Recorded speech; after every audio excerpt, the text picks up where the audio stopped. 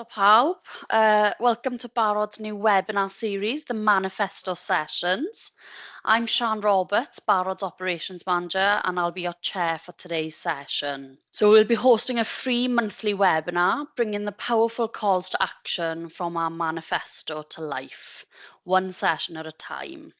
And our manifesto is called Setting the Blueprint for a More Equal and Prosperous Wales for People Who Use Substances. Each webinar focuses on a specific ask from our blueprint, offering space to explore what it means in practice, why it matters, and how we can all play a part in making that a reality. From amplifying lived experience to embedding harm reduction, this is an opportunity for frontline workers, policymakers, advocates, and community members to come together, learn, and collaborate. You can download our manifesto from our website, and you can find the link to this in the chat box. And on our website, you can also download our own policy papers in both English and Welsh on each of our asks, giving more in-depth overviews of each topic. So, to introduce our topic today is why language matters. Language can be powerful beyond measure, and it's never mattered more. And we want Welsh Government and key stakeholders working within our field and wider to adopt changes to the way they speak about or refer to people who use substances to reduce stigma. The language we use can significantly impact how people view themselves and how others view them. So many of the terms used to refer to people who use drugs and alcohol are judgmental, moralistic, inhumane and stigmatizing, which further marginalizes these individuals and their loved ones. With this in mind, this webinar does come with a trigger warning. There may be reference to terms during today's discussions that some may find offensive, but we hope to educate and empower people to use more positive language through this webinar. We are joined today by Rob Barker, Barod's very own Campaigns and Comms Manager, who actually wrote our manifesto, and Deb Hussey, who is the newly appointed Account Support and Harm Reduction Lead at Exchange Supplies, who has previously worked as the National Safer Lives Lead for Turning Point. First up is Rob Barker, who will tell you more about how Barod are championing language change. Welcome, Rob. So yes, as Sian said, I'm the Campaigns and Comms Lead for Barod. So what I'm going to basically do a whistle-stop tour really in terms of the launch of our new terminology guide, which has been co-produced with people with lived and living experience. And ultimately, I'll quickly go through in relation to what is its contents. I'll quickly go through some of the kind of words and language that were quite hotly kind of contested, but I'll also take us all the way back to why we ultimately developed a terminology guide as well. Just to kind of make you aware really of the quote on the screen. So this is actually a quote from, she was about 19 years old. So she was from one of the young persons groups that we consulted with. It was the first one that we did, and it's one of the first quotes that kind of we recorded. And we kind of felt that it kind of really set the scene really in terms of what we were kind of looking at and ultimately what we were hoping to kind of work towards as well. So it kind of gave us a flavour right from the start in terms of ultimately why this topic around language is so important. So yeah, to take you all the way back ultimately to kind of set the foundations and set the scene. So as Sian said, we published our blueprint or our manifesto last June, and in that are 10 asks. So this is the ask around language. So ultimately what we want, the umbrella ask around language is we want Welsh Government and key stakeholders to adapt to change in language to help reduce stigma among people who use substances. And ultimately within each ask, we have kind of mini asks as well. So within that purple box there, you can see there are 4 asks relating to that whole one. So hopefully if and when we're able to succeed in those mini asks, they will ultimately help us to achieve the overall ask, as kind of outlined in the pink text at the top as well. So to ultimately kind of direct you towards the 4th mini ask right at the bottom in the pink box, what we ultimately wanted to do to help shape language and how it is used is to ultimately produce a co-produced terminology glossary, which will be bilingual. At the minute, we've only got the English version, but there will be a Welsh version that will be available soon. And ultimately, ideally for this to be endorsed by Welsh Government, but also for it to be used by many and various stakeholders as well with it. And kind of as Sian kind of already alluded to, and obviously what I'll also kind of highlight here is that, you know, there is a range of language that continues to be used in multiple formats that has significant repercussions and significant consequences upon those that are most affected by it, aka people who use substances, and also people who are affected by someone else's substance use as well. So when we were looking in terms of to develop our ask around language, and again, what Sian alluded to, there is a specific policy paper relating to this ask in relation to language. There was ultimately an abundance of research that is kind of available to show and to highlight how impactful language can be, unfortunately, on the most negative side of things as well. So ultimately what we find, you know, is that inappropriate and judgmental and sometimes inhumane language essentially is often kind of built upon inaccurate and disproportionate beliefs. And therefore, you know, it can perpetuate fear, it can perpetuate stigma, and therefore it can primarily act as a significant barrier to people reaching out and essentially accessing services that they require and that they want and need as well. And what's also quite evident within the research as well is that it can also lead to people who are the subject of that derogatory and inhumane language to essentially want to distance themselves away from other people, from family, from friends, just from society as a whole. And it can also work the other way as well, in that essentially it can influence people wanting to distance themselves away from people who use substances. So essentially, it just significantly increases that kind of social exclusion and marginalization and isolation. So therefore, as it says there on the slide, it essentially weakens people's support network, which many will know is a critical component of recovery capital with it as well. And AdFam as well, as many people know of AdFam, essentially what they found within their own research is that up to 2 million concerned others have faced prejudice because of someone else's substance use. And that prejudice coming in the form of certain language that is used, and therefore, you know, they're experiencing kind of stigma and judgment from it as well. And it was quite interesting kind of looking at some of the research around it, is that, you know, that again, there's evidence of ultimately negative influence on healthcare provider perceptions, and subsequently impacting the care and treatment that is provided to people as well.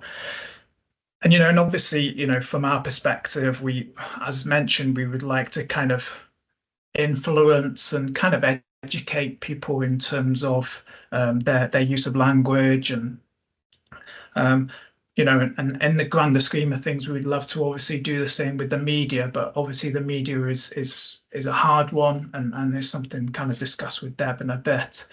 But as many people know, you know, all too often, the headlines and even people commenting on such pieces within media often use derogatory language. Addict, zombie, for example, is one that is used quite frequently.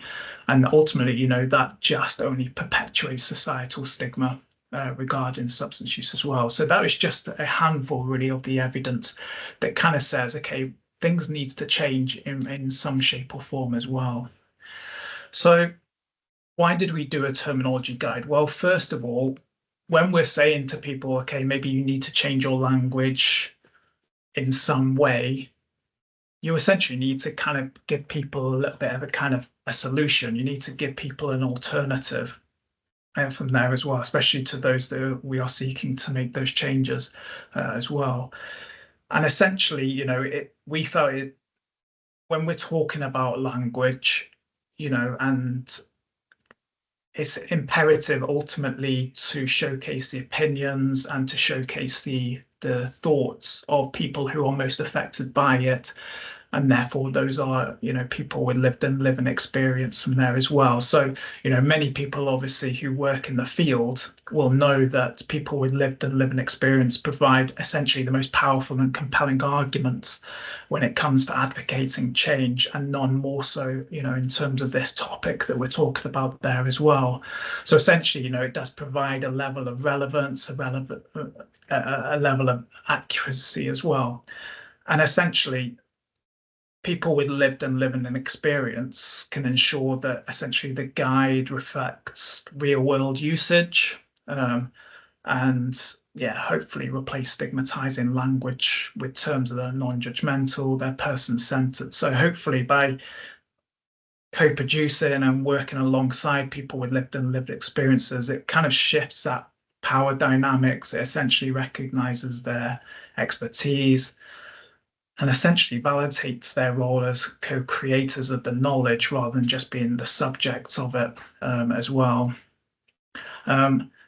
We felt as well there was kind of a gap within the Welsh kind of substance use field, that we felt that there wasn't necessarily anything like this that is available, reference or make reference to Scottish drug forums, terminology guide, moving beyond first person language, and that is a guide, that is a document that I've referred to many a time, and it's an excellent document, but we kind of felt that we wanted to not only put a Welsh stamp on it, because obviously some of the language may change, especially colloquial language, but we also wanted this to primarily reflect the thoughts and opinions of people with lived experience, and we hope that essentially comes across within the document with it as well. So in terms of who we collaborated with, so these were the 5 groups that we worked with. So we did consultations with all five of these groups. So I won't read out in terms of the particular groups, as many people will be able to see it there. But we do have perspectives from young person services, and then the remaining 4 were adult services there as well. So what the consultations essentially looked like, they were split into 4.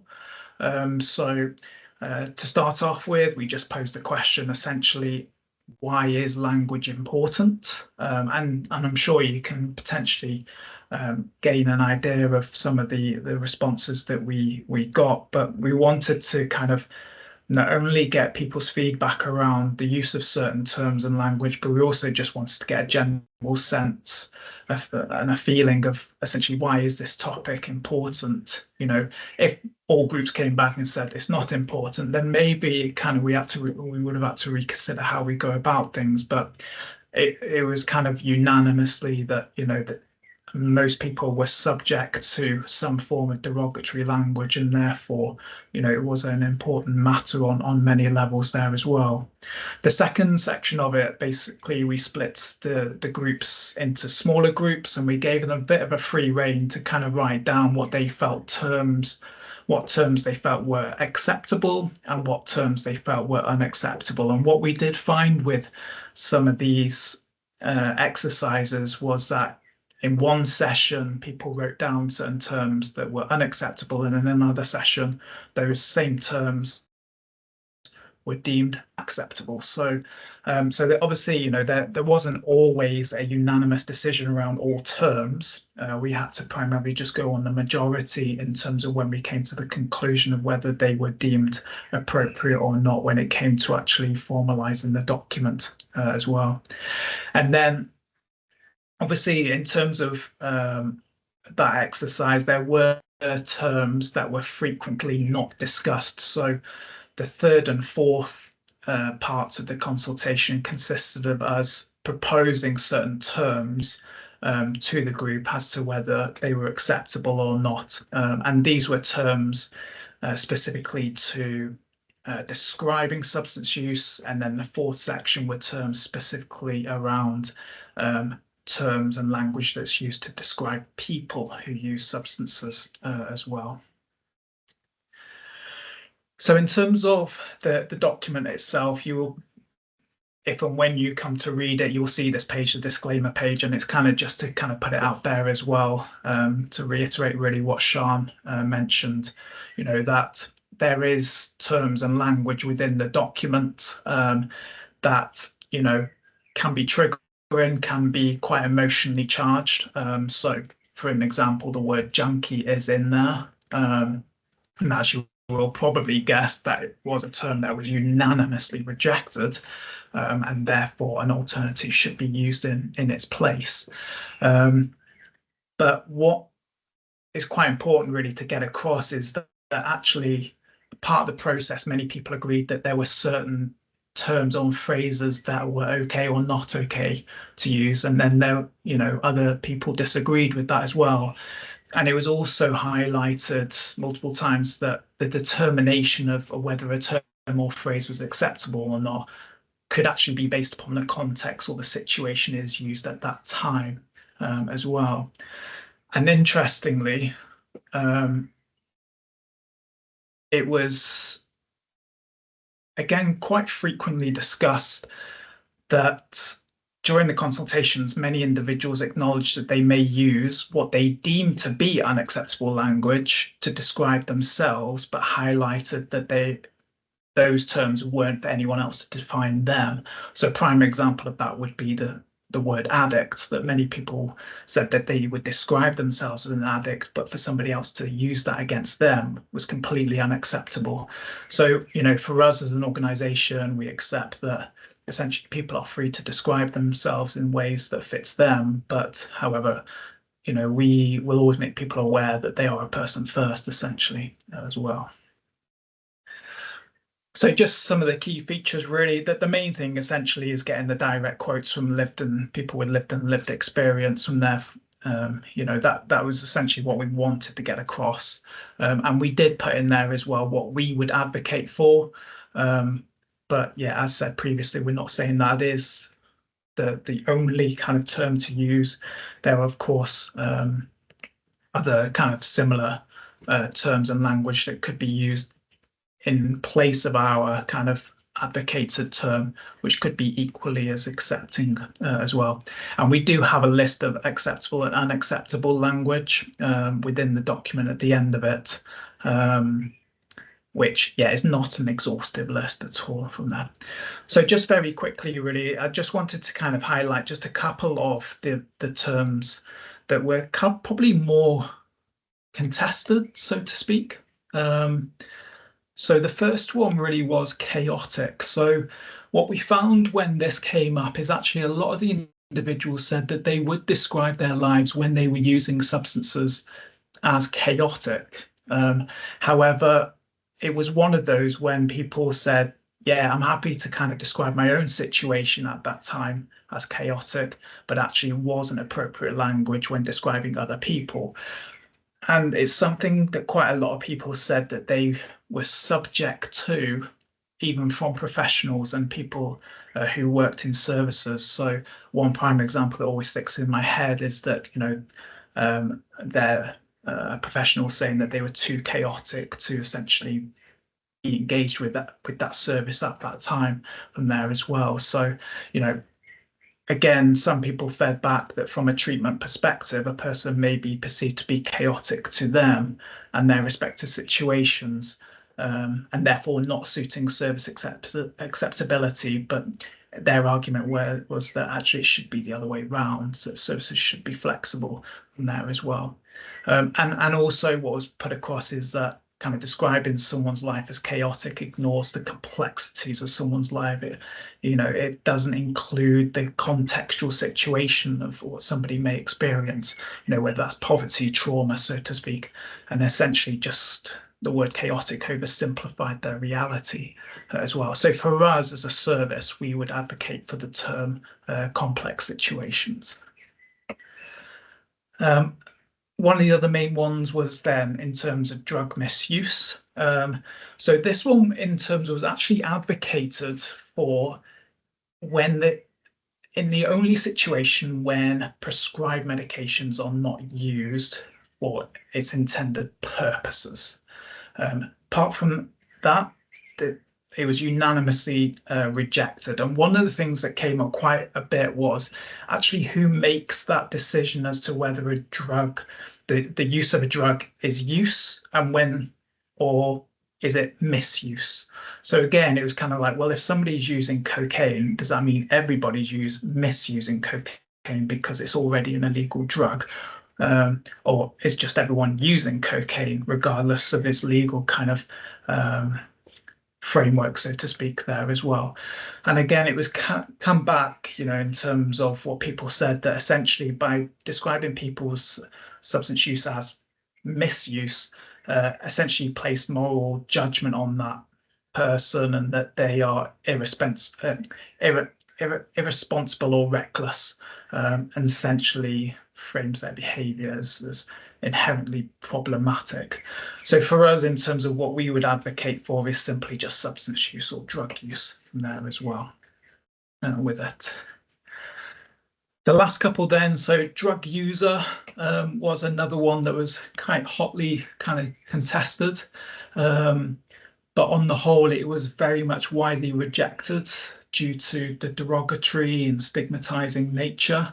They felt, again, unanimously that the term just simply defies a person, similar to terms such as a drug addict, so to speak, and therefore it just doesn't reflect the person as a whole, and essentially evoking negative associations with it as well. And again, it's something that came back was that it just labeling someone as a drug user just flattens that complexity into a single kind of negative identity with it as well. And also, again, unanimously kind of discussed is that, and it was really refreshing to hear people kind of feed this back, in that it was inconsistent with modern best practice when we're talking about first person language there as well.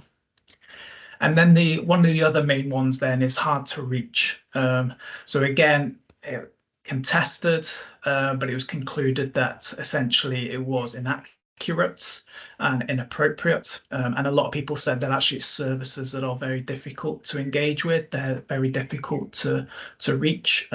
One of the groups that we did said in terms of, it's really difficult to access my local service because it can take me 2 buses, which takes about an hour and a half to get to my local service from there as well. And also one thing that came across a couple of times was actually when people are said to be hard to reach, actually people felt this was very patronizing towards them as well, in that essentially it positions services or professionals as central and expecting people to fit into those systems. So for us, in terms of what we would advocate for as an alternative, would be a person or people services find difficult to engage with as well. So what's next? So you'll be able to download, so that QR code will take you to our webpage where you'll be able to download the terminology guide. So we will obviously now do loads of kind of digital stuff to kind of get as much information out there in a very simplistic and digestible manner from there as well. Obviously, as part of our ask is to get endorsement.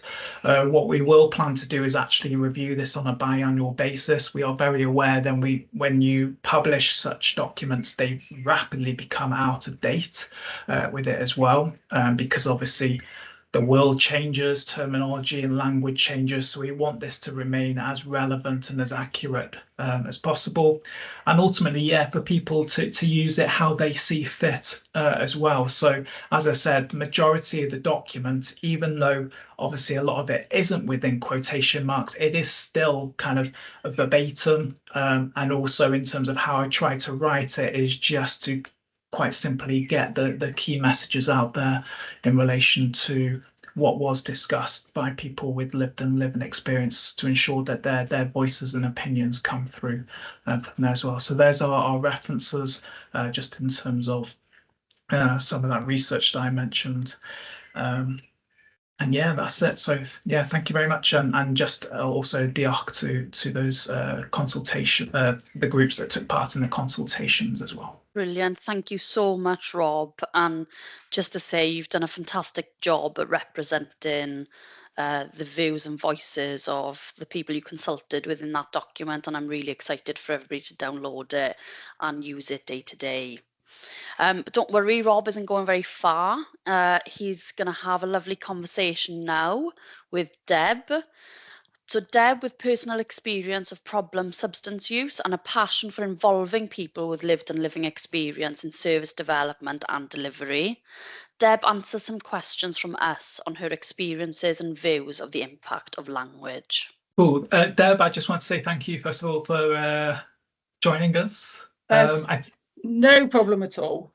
I know when we've had conversations before, it talks about language, and you've always said, it's a really kind of important topic and important subject to you. So when we were going to planning this webinar, it was, you came to the top of my head. I was like, we need Deb on it, definitely. And then Deb went and changed her job just before. Exactly. How dare you? How dare you? But no, I guess, yeah, the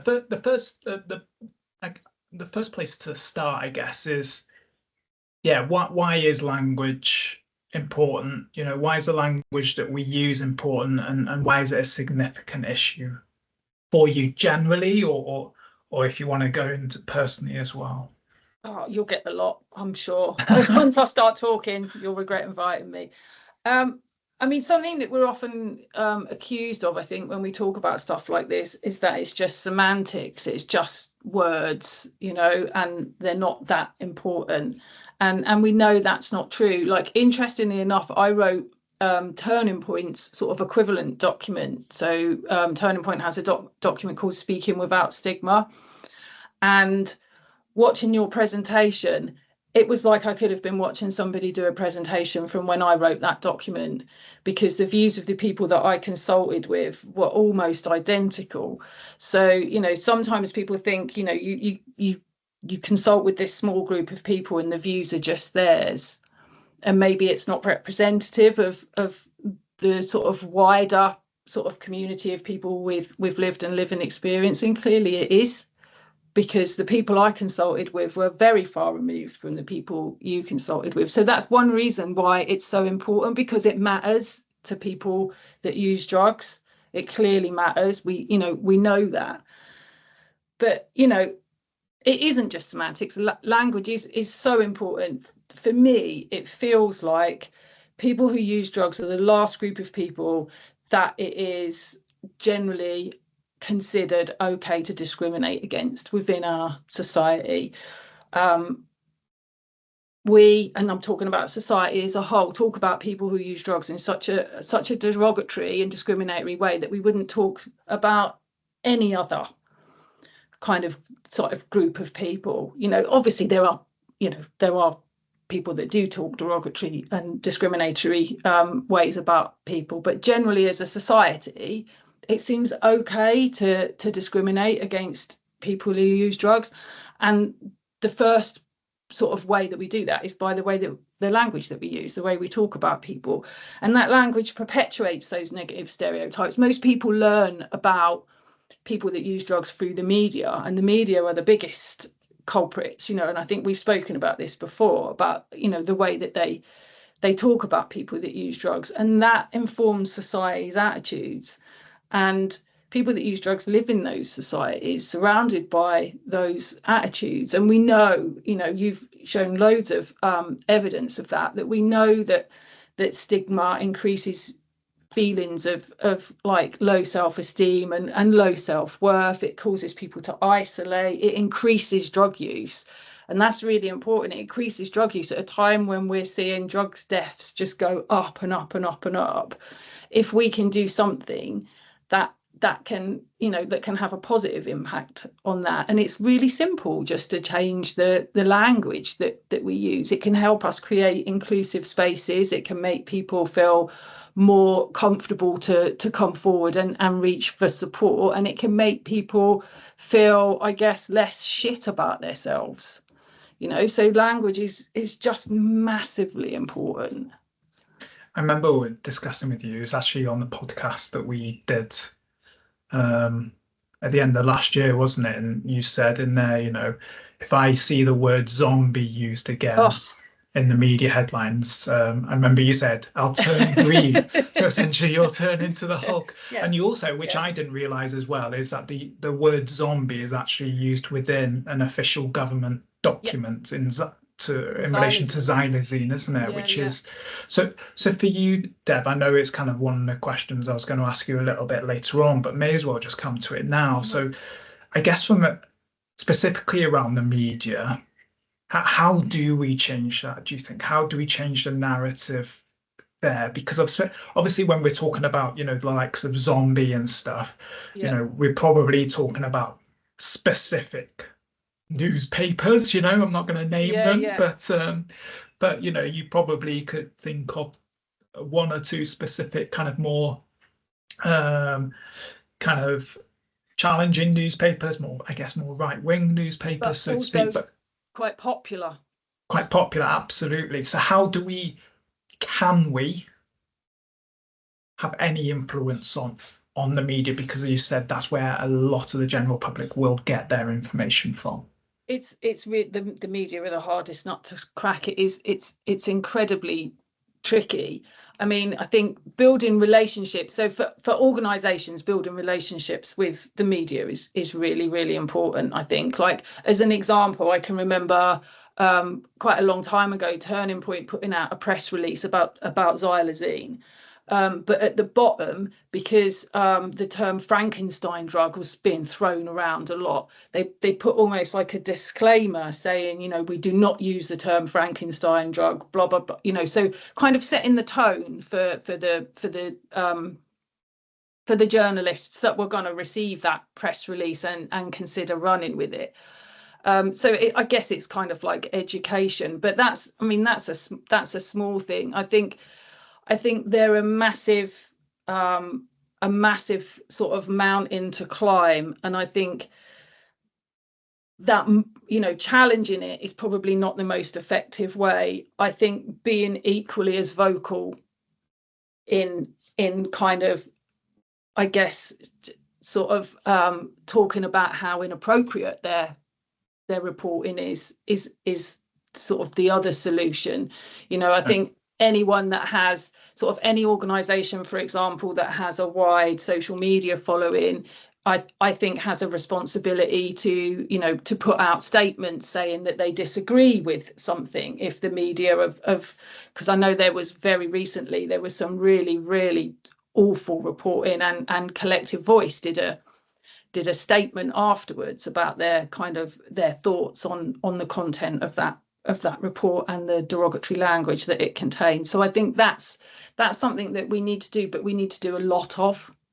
Yeah, it needs to become commonplace that we're just letting them know we have had enough of this shit, basically, and that they can't keep doing it just to sell newspapers, because that's the only reason they're doing it. You know, people like headlines like, this is showing how old I am now, like Freddie Starr ate my hamster. You know, Freddie Starr didn't eat anyone's hamster, but I think the Sun sold, you know, a record amount of copies based on that ridiculous headline. And zombie is one of those headlines that really work. So I don't think anytime soon they're going to stop doing it, but I think anyone else with a voice has a responsibility to challenge it. Yeah, absolutely. Maybe there needs to be a collective within services and stuff, and something, just a general message that is put out there by all services across the board. Maybe I think so. But also, you know, like I know, like the Bristol organisation Transform are really, really good at building relationships with journalists, and have got some really sympathetic reporting around, you know, like advocating for drug policy change. So, you know, it's also making some friends, not just telling them that they're awful. Absolutely, yeah. Kill them with kindness, Deb. That's someone else can do that. Have you then, in terms of, obviously you've worked within services yourself, have you ever experienced or witnessed harm that has been caused by stigmatizing language in any way? I guess it's how you define harm. So it's complex, because people get stigmatized from sort of in various ways. I think you spoke about hard to reach. That's one of my real bugbears, is the term hard to reach, because I see it being used by staff in services, and you know, they're probably completely unaware of it, but it definitely affects the treatment that individual receives, because that phrase in itself has put the onus on the individual that needs support to come and ask for it, to come and access it. Whereas the service and the people that work in it should be going, well, this isn't working, so we need to find something else that works. But it because it's just a real easy, like, oh, well, they're hard to reach, I'll focus on the person that's easier to reach. So I think that's where you see a real direct effect on the treatment someone receives, just because of a phrase. I think it's really powerful, the phrase hard to reach, and the way it makes staff react to people. And that's, you know, there's no malice or, you know, sort of negative intentions there. It's so commonly used, isn't it? Yeah, it's so ingrained, isn't it? Yeah, and I do think it directly affects the treatment that people receive. I also think what happens is that, you know, a lot of our drug treatment services are just fantastic, you know, welcoming, inclusive places, but everywhere else that the people that they support go, they are stigmatized and discriminated against. So by the time they get to the front door of our drug treatment services, they're really pissed off, they're expecting poor treatment, so they come in angry, you know, swearing, almost like a shield of armor, like, I know you're going to treat me like shit, I know you're going to discriminate against me, so I'm going to get in there first. And then that affects the treatment they receive, because people immediately say, you know, you can't come in here shouting about like that, you need to come back when you've calmed down, all of that kind of thing. And that is directly because of stigma, but not stigma from our treatment system, but stigma from all the other places, whether that just be the general public on the street, or, you know, another service that they've gone into, or a shop, or anywhere. They're just constantly having people, you know, discriminate against them, and they expect that from us. And so then they behave the way that, you know, you would expect someone to behave if they were being discriminated against all day. And then, you know, it makes it really difficult, especially if the staff are kind of inexperienced, to kind of manage that. Yeah. I'm just wary of time, Deb. So yeah, just a couple more questions. And yeah, I'm really intrigued by this one. So if there was one language related change you'd like to see happen universally, say in the next year, let's just put a time frame, but let's just say the next year, what would that be? This is easy. Okay, there we go. Let's get rid of clean. Clean. Okay, yeah. It is just an awful word. You know, like, I mean, we all know the opposite of clean is dirty, and that in itself is, you know, is horrendous. But it's more than that. Clean becomes this kind of like gold standard aspirational thing that people kind of look to attain. And anyone that hasn't got that is seen as a failure, often by this. Like, I know this from personal experience, you know, like I remember what it felt like to be able to say that I was clean. It felt amazing, like more amazing than it should have, because it's held with such high regard, you know, that word clean and everything that, you know, it kind of conjures up. I guess clean is something that we associate with being really, really positive.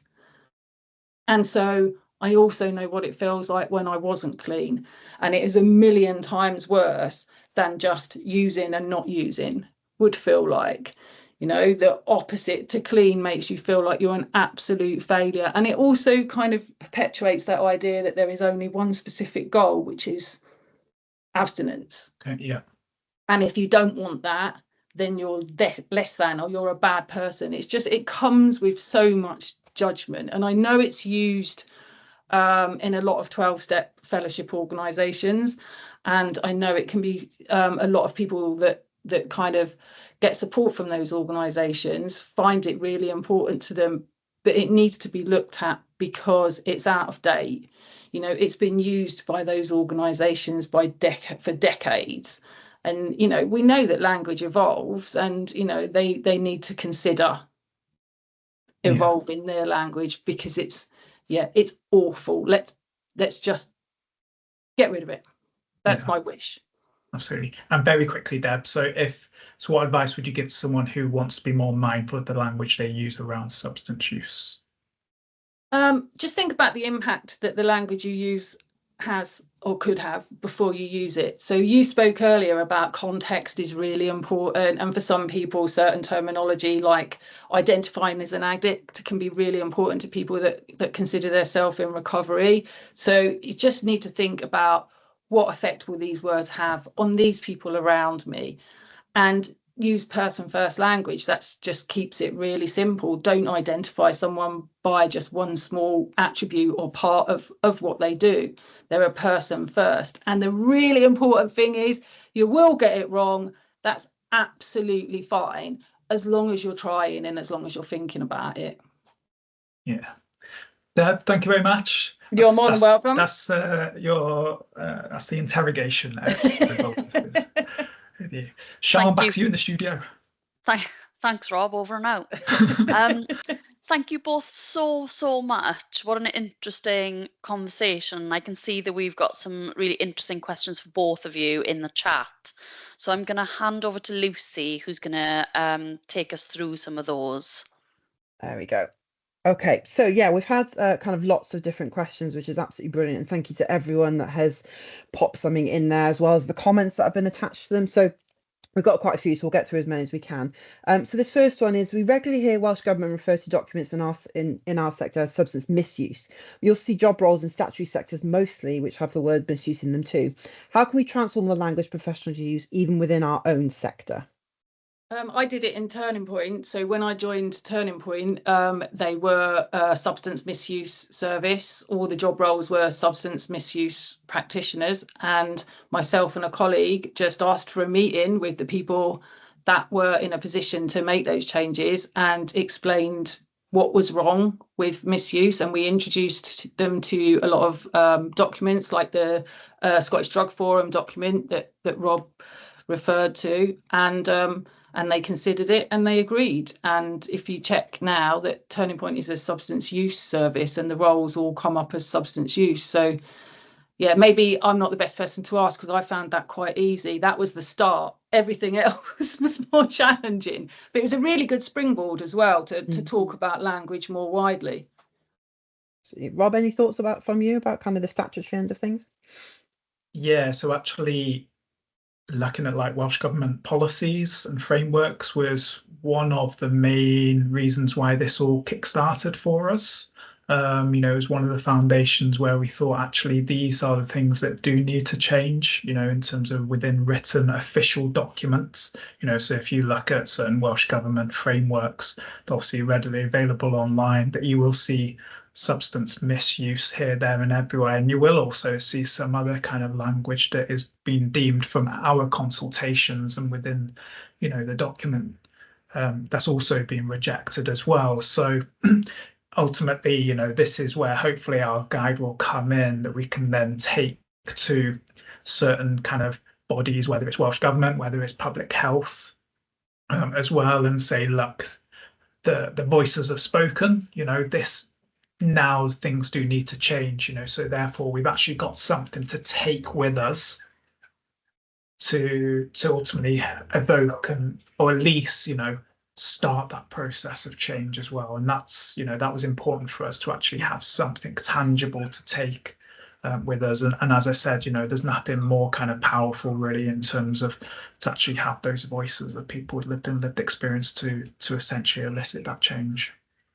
Brilliant, fab, thank you. So kind of linked to that as well, and it has come up a little bit in some of the stuff Deb was saying. We have a question about, I suppose, Rob, this is more specifically for you. What were the thoughts of those who attended your focus groups where the use of addicts and alcoholic is an important part of the process for people who've attended like AA, NA, CA, that kind of thing? Like, how did they kind of match that with their kind of the language changes they're trying to encourage as well? Yeah, so it did come up quite a bit. There were quite a few people that were part of those consultations that have previously accessed or currently access the likes of Alcohol Anonymous or Narcotics Anonymous, so they are aware that that terminology, has been frequently used. It was also discussed that actually some of those meetings, their terminology is now changing as well, which I wasn't aware of at all. So it was quite interesting from that. In terms of the general sense of feeling was that if people were to use those terminology, then they would use it to talk about themselves, to define themselves, or whatever kind of you want to kind of term it as. But it was unanimously kind of agreed ultimately that, to use that against somebody else was not the way forward at all, and that would be inappropriate. Like Deb said, sometimes people will use certain language as part of their process, as part of their journey, so to speak, and it can, be incredibly beneficial to them. And some people have said that, that they needed to define themselves in some shape or form to help them with that journey. But yeah, in terms of to actually then use it against somebody else was a no-goer, ultimately as well. And we're not there to kind of say, that you should never ever use, in terms of particular terminology. But as Deb said, when kind of asked the question, just be mindful what impact that would then have, Okay, so kind of linking to that, the next question is, was there any consensus when asking about descriptive words for people who use our services on whether the term service user is acceptable? And I assume Dale probably has some thoughts about this as well. Yeah, that old one. It's been around a while. Yeah. So I actually didn't include service user in the document because it didn't actually, I felt, have enough substance to it to actually provide its kind of own section. It came up a couple of times, but it was also discussed, how other services and other points of time, other languages being used, other terms, whether it be participant, I think citizen was brought up, client, so to speak. People kept going back, well, I use a service, so therefore I would consider myself a service user. It was also, to be honest with you, part at the start of the process, that was probably one of the terminology that actually we weren't necessarily looking to get any kind of clarity around, because as far as I'm concerned, we've never had any clarity really around that terminology. And and we're also aware that that these terminologies to describe people who access services has gone in cycles as well. That client may have been okay 10 years ago, but isn't necessarily now, but it could be used again in 10 years' time, so to speak, as well. So, and actually when it came up in those consultations, we went around the houses, if I'm honest with you, and there was no unanimous kind of decision like this should be used or that should be used. So there was nothing really there then when it came to actually writing the document to say, okay, well, yay or nay. It was kind of, yeah, the discussions were, yes, quite here and there really, which, yeah, it was interesting, but yeah, there was nothing really substantial to then kind of give it its own section, really. Exactly the same from me. I didn't include it in the document that I wrote. I don't use it. It's not person first language. And I just try and model not using it. But exactly like Rob says, there's never been real consensus. I tend to say, you know, people who use services, but it will probably change and some new weird or wonderful term will be invented next. Yeah, what we do as Barod is we would advocate for people who use access or people who access services.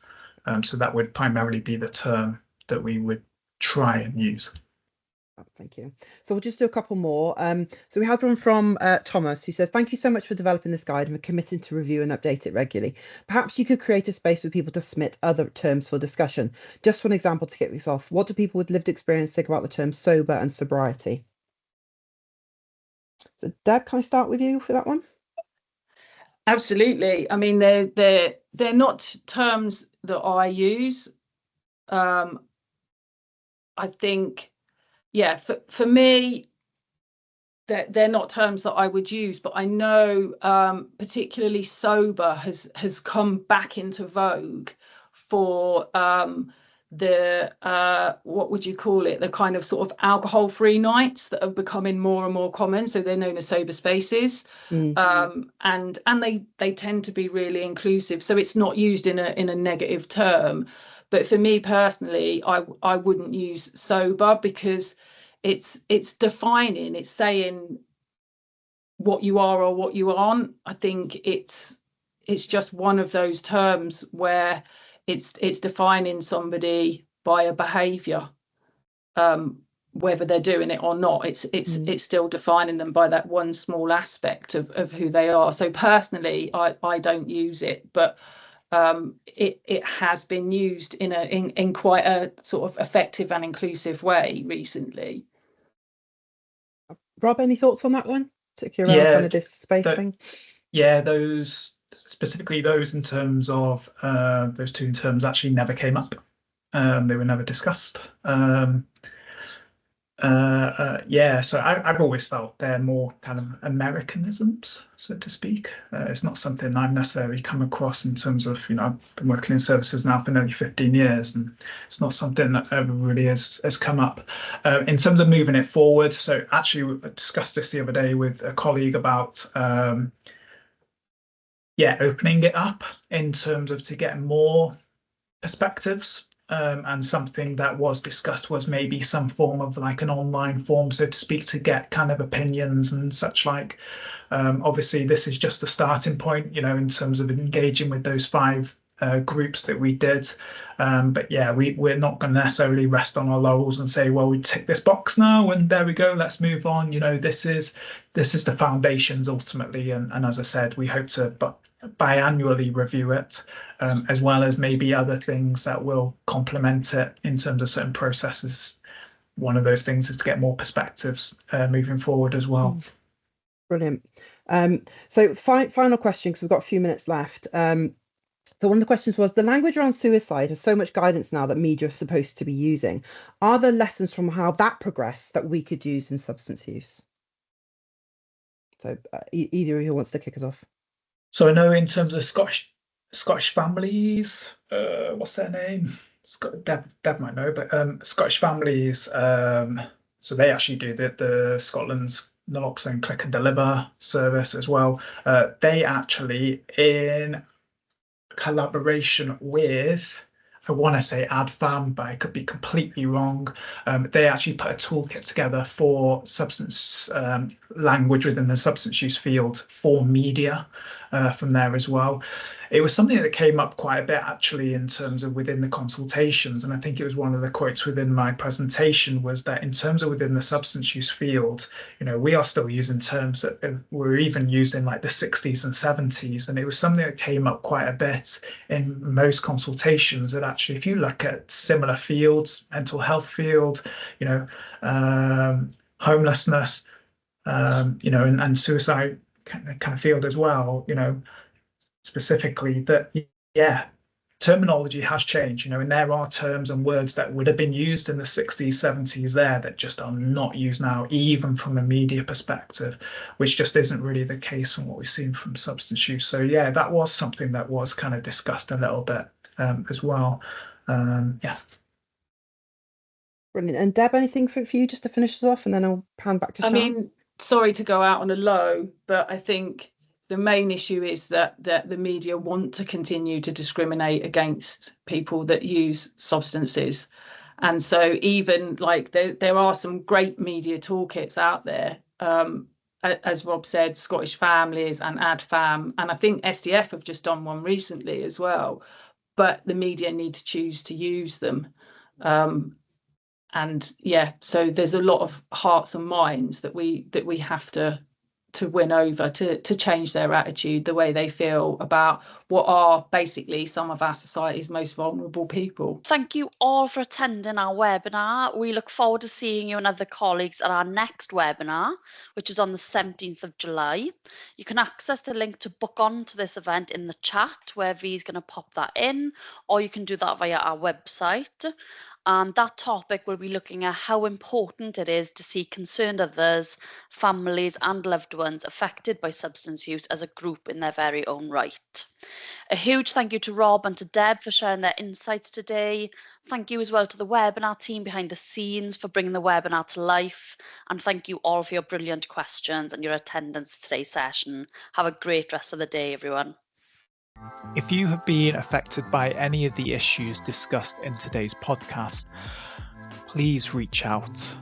Barod have a free and confidential live web chat service that is available 7 days a week on our website at barod.cymru, where you can chat to a trained support worker.